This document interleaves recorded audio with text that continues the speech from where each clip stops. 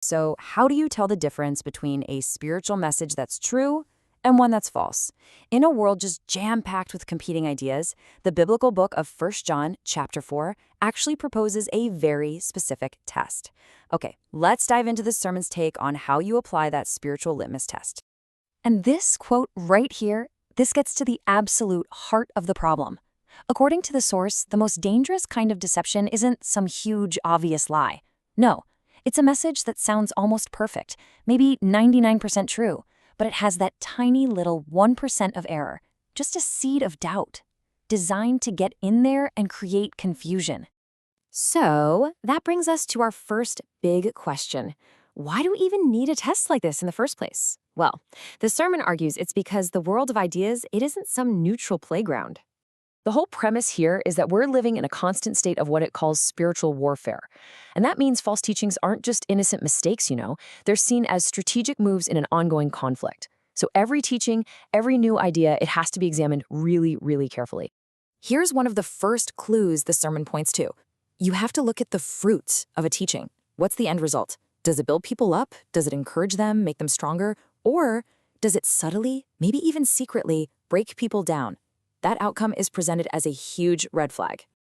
All right, and this is what it's all been leading up to, the central litmus test.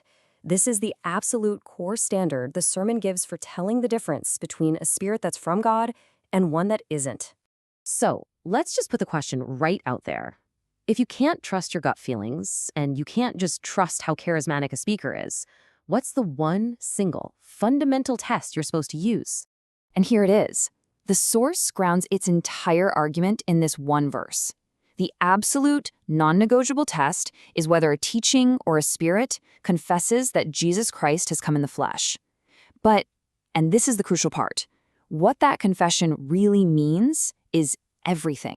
Right, because look, this isn't some magic password. Anyone can repeat the words, Jesus Christ has come in the flesh. The real test is about a deep, genuine belief in the full, staggering implication of what that statement actually means. So just to be super clear, the sermon argues that this test is not based on your feelings. It's not about getting goosebumps or being emotionally swept up in a service or getting good vibes from something. The source is really emphatic on this point. The test is theological, not emotional. And this brings us right to the heart of the whole thing, unpacking the incarnation.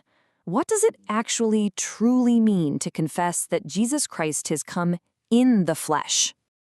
The sermon basically boils it all down to this absolutely mind-bending concept that the eternal, infinite God became a man. He actually took on our humanity. This belief in the incarnation is the central pillar. We're not just talking about a good teacher who lived and died, we're talking about God himself entering into human existence. And, this isn't some new debate. The source points out that for the early church, this was the battleground. The biggest fights, the most intense controversies were all about trying to define the precise nature of Jesus Christ. That's why so many of the early creeds were written, to fight misunderstandings on this exact point. So let's look at 3 historical examples the sermon gives of teachings that failed this test. First, you had Apollinarianism, which basically said Jesus had a human body, but not a human mind, kind of like a divine mind in a human shell. Then there was Nestorianism, which split him into 2 separate persons, one human, one divine, just sharing a body. And finally, Eutychianism, which claimed his human nature got absorbed by his divine nature, creating some kind of new third thing. See the pattern? The point is that each one in its own way messes with either his full humanity or his full divinity, and that's why they fail the test. Okay, so if the test is that specific and deceptions can be that subtle, where does the ability to actually apply it even come from? Well, that brings us to our final section, a supernatural discernment. I mean, it's the obvious next question, isn't it?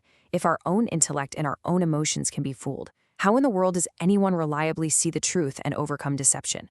And the sermon's answer is found right here, in this verse. It argues that the power to discern truth doesn't come from the believer themselves. It comes from an internal, indwelling presence, God's Spirit, who is greater than any deceptive spirit out there in the world.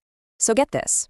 According to the source, this discernment isn't something you get from a university degree or a high IQ. It's not even about mechanically reading the Bible or following smart theologians. No, it's described as a supernatural gift that comes from being born of God and having the Spirit of God actually dwelling inside you. The sermon pulls in another passage to back this up. It makes the case that while, sure, anyone can say the words, Jesus is Lord, no one can really get it, grasp the full meaning of his total authority over everything, without the Holy Spirit opening their eyes. It's a divinely given understanding. And that leaves us with one last big thought to chew on. If the ability to spot spiritual error and hold on to what's true isn't an intellectual achievement, but a supernatural gift, what does that mean for how a believer engages with the world of ideas that's flying at them every single day?